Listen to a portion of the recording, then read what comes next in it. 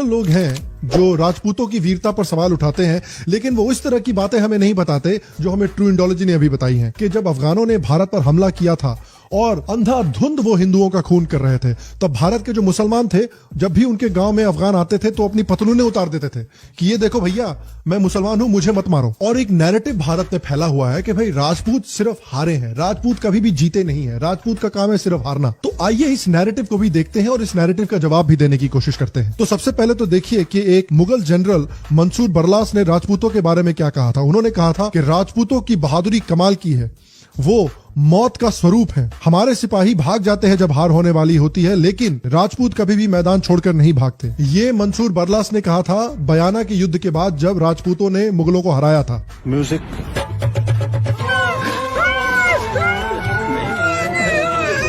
और लिबरल्स इस तरह के सवाल इसलिए पूछते हैं, लिबरल्स इस तरह की बातें इसलिए बोलते हैं क्योंकि उनको भी सच्चाई नहीं सिखाई गई है। तो आज मैं आपको कुछ राजपूतों की कहानियां बताता हूं जब इन्होंने अपनी वीरता दिखाकर जीत को हासिल किया था। पहला एग्जाम्पल मैं आपको बताता हूं राणा कुंभ का, जो एक बहुत महान राजपूत योद्धा थे जिन्होंने मालवा के सुल्तान मोहम्मद खिलजी और गुजरात के सुल्तान कुतुबुद्दीन शाह को, दोनों को एक ही युद्ध में हराया था। और इस युद्ध में इन दोनों मुसलमान राजाओं को हराने के बाद उन्होंने विजय स्तंभ बनवाया था। उसके बाद फिर राणा संग्राम सिंह आते हैं, जिनको राणा सांगा भी कहा जाता है, जो राणा कुंभ के पोते थे। उन्होंने भी कई बार मालवा के और गुजरात के इस्लामिक राजाओं को हराया था और उन्होंने तो दिल्ली के इब्राहिम लोदी को भी एक बहुत बुरी तरह से हराया था। खटोली के युद्ध में और ढोलपुर के युद्ध में राणा सांगा ने बुरी तरह से अफगानों को हराया था। फिर उसके बाद महाराणा प्रताप की कहानी तो हमें पता ही है कि किस तरह से महाराणा प्रताप चारों तरफ से दुश्मनों से घिरे हुए थे, लेकिन फिर भी उन्होंने कभी भी हार नहीं मानी, उन्होंने कभी भी लड़ना नहीं छोड़ा। उन्होंने कसम खाई कि जब तक वो मेवाड़ को मुगलों के चंगुल से नहीं छुड़ा लेते तब तक वो एक बिस्तर पर नहीं सोएंगे, तब तक वो जमीन पर सोएंगे। और अपनी मौत के समय पर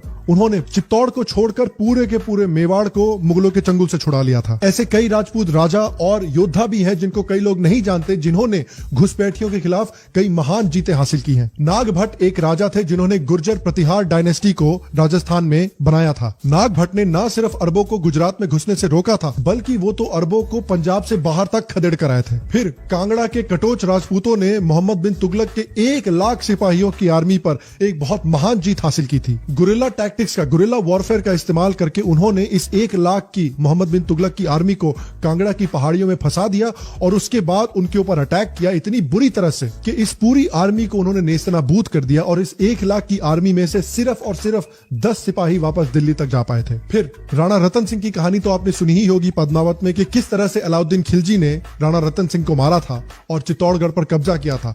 तो राणा हमीर, जिनको राणा रतन सिंह का एक दूर का रिश्तेदार माना जाता था, उन्होंने कसम खाई थी कि चित्तौड़ को वो इस्लामिक कब्जे से छुड़ाएंगे। और राणा हमीर के हमले की वजह से मोहम्मद बिन तुगलक को मारवाड़ और मेवाड़ दोनों से हाथ धोना पड़ा था। और फिर एक और महान राजपूत योद्धा है जिनका नाम बहुत लोगों को नहीं पता है, उनका नाम है दुर्गादास राठौड़। दुर्गादास राठौड़ एक महान राजपूत योद्धा थे जिन्होंने 30 साल तक औरंगजेब से लड़ाई की थी। औरंगजेब मारवाड़ पर कब्जा करना चाहता था, लेकिन दुर्गादास राठौड़ ने मारवाड़ के जो राजा थे महाराजा अजीत सिंह, उनको अपनी शरण में ले रखा था, क्योंकि महाराजा अजीत सिंह उस समय एक बच्चे थे। और औरंगजेब ने बार बार कोशिश की कि दुर्गादास राठौड़ को मारे, लेकिन वो कामयाब नहीं हुआ। जब वो दुर्गादास राठौड़ को मारने में कामयाब नहीं हुआ, तब उसने कोशिश की कि भाई इनको कुछ घूस दी जाए, इनको जमीन का लालच दिया जाए, इनको पैसे का लालच दिया जाए, अपने साथ मिला लिया जाए।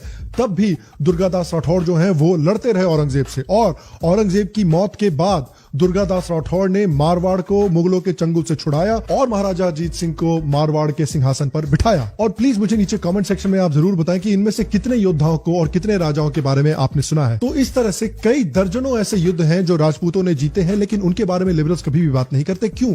क्योंकि भाई लिबरल्स को भी ये सच्चाई नहीं बताई गई है, किसी को भी